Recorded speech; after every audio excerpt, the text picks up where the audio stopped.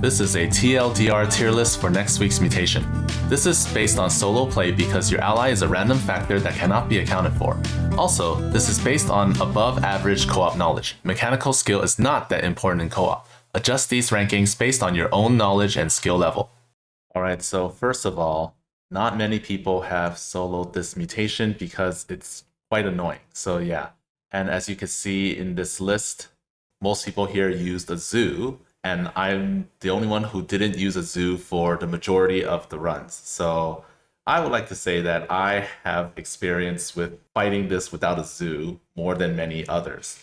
And for this one, there are many factors that affect the ranking. First of all, no zoo, that's one. Two, the Mobius hybrid, whether or not it spawns units, matters. The enemy comp, of course, matters as well, because if you get like Baiting Scourge plus a spawner, it's a lot harder than if you're getting Devouring Scourge with no spawner.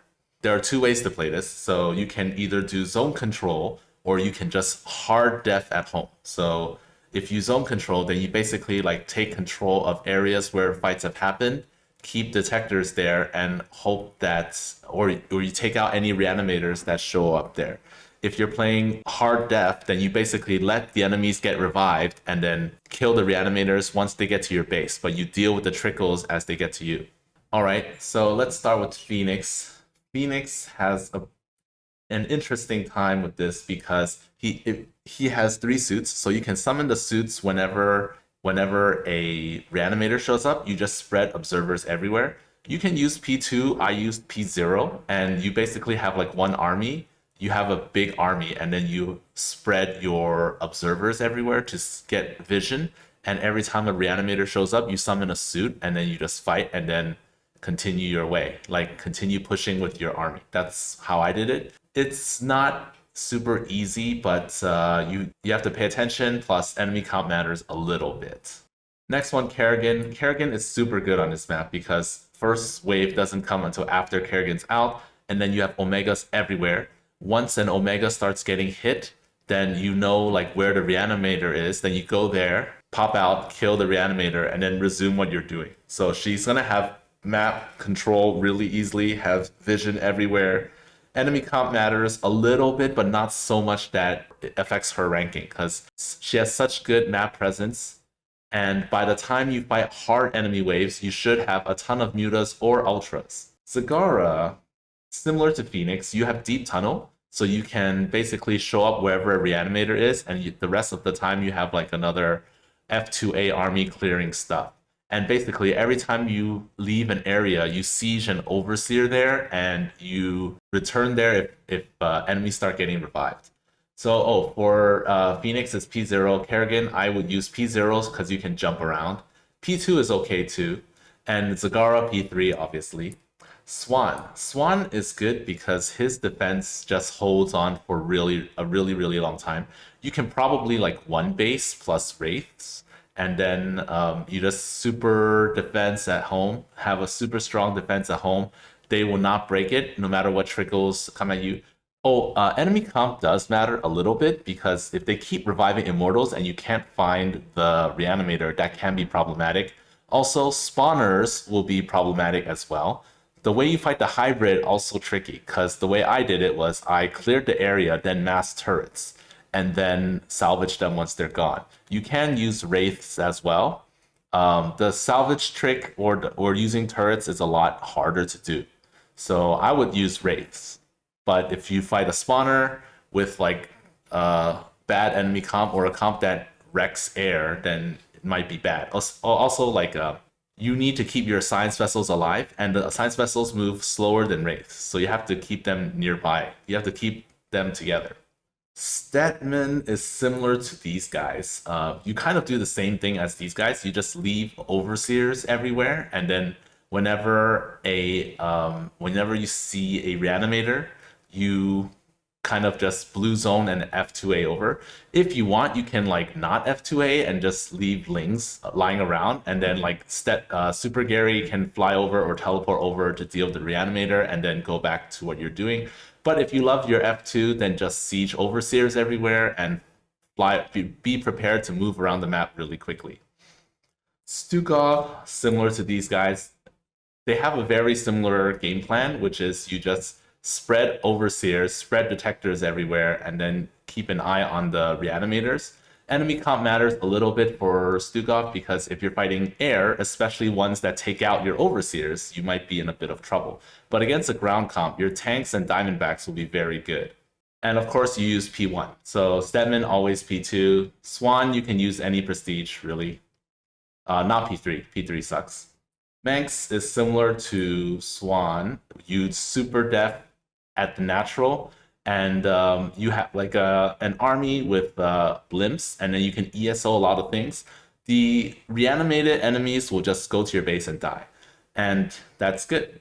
Of course, if the enemy comp has a lot of anti-air, your blimps are in a little bit of trouble. You gotta defend them, so that's kind of annoying. But for the most part, his defense is so good that it doesn't matter where the enemies get revived. They will eventually just go to your base and then die.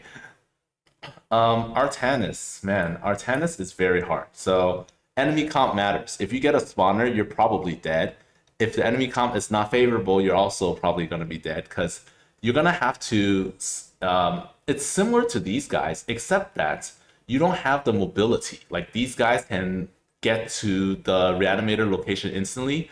Artanis needs to spend money to warp in, which means that your army will be out of position or your army will be smaller. Your main army, pushing army, will be smaller, and that's not good either way. Combined with enemy comp factor, this is a really hard battle to fight.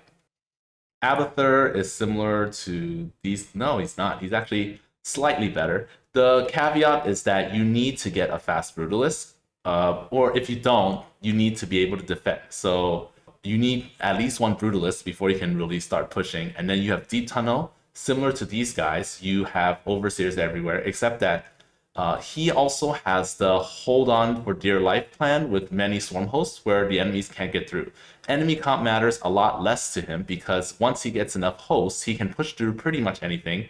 Although it would suck if the enemy has a lot of Scourge because they'll take out his overseers. But Abathur doesn't need that much money to get rolling, so you can spend a lot more money on detectors, and all your spare minerals can go to static defenses. Just stick spores and spines everywhere.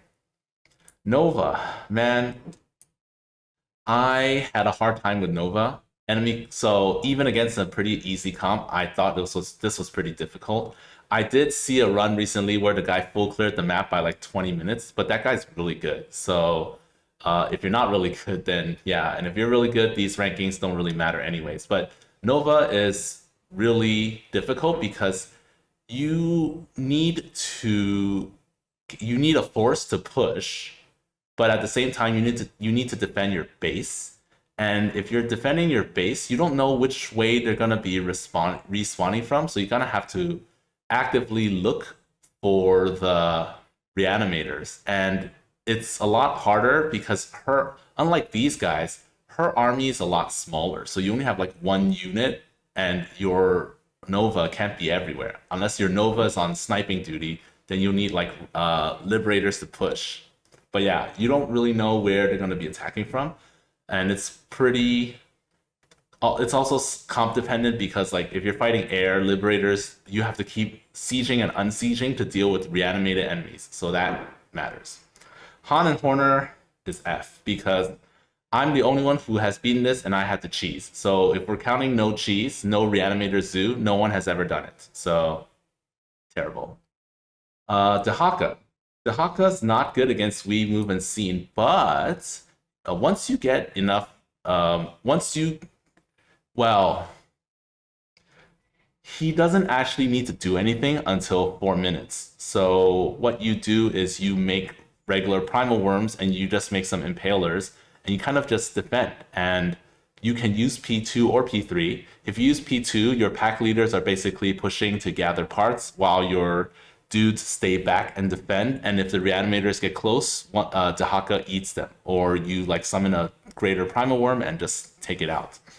So this his strategy is kind of like the defend at home strategy, but it's not as strong as these guys, so he's kind of over here. You can also like leave primal worms everywhere, but those are expensive early on, so that can be problematic as well, or a little difficult.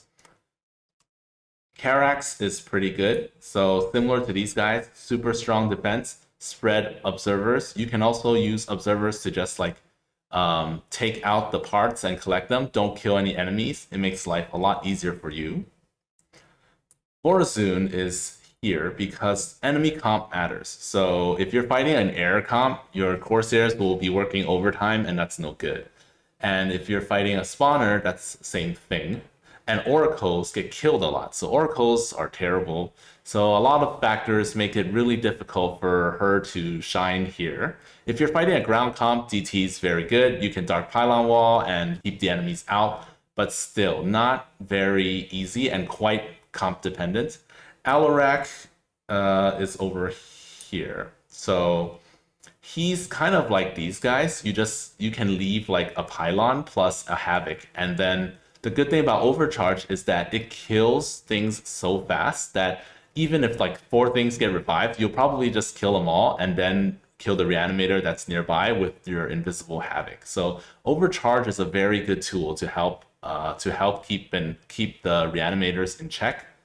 And if you're fighting in a key position such as the area outside or to the right of the expo, that area is going to get a lot of reanimators because it's close to the top right base. So you can actually dump some cannons as well to help out. And then you use Alarak plus Mothership to clear the map and collect parts.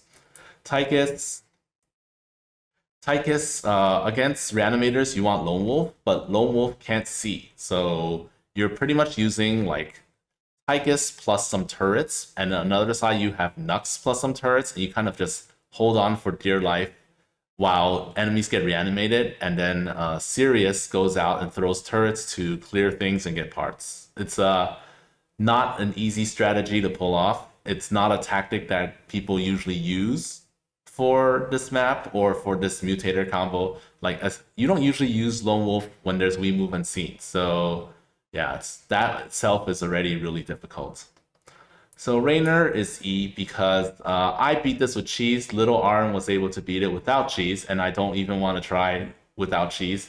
It's probably doable, maybe against like one comp, one or the easy comps. So bad news right there.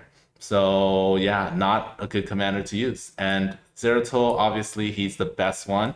Probably better than Kerrigan because he just spreads observers everywhere. So the good thing about Zeratul is that he can hold on for dear life, just defend at home, and when the enemies come, you just let them attack your 5+ artifact cannons, or you can zone control, where you spread observers and you just have DTs in each area, and when enemies get revived, you right-click the reanimator with your DT and then kill him. So you have so many options with him. Oh yeah, for prestigious, P3, P3, P0 or P3, don't use, but I would use, I think you can choose whatever, P0, P3, whatever. This one, P2, P1 or P3 both work, P3, P2. All right, and that's it. That's it for this tier list. You can extrapolate this info to your duel runs. Good luck with the mutation.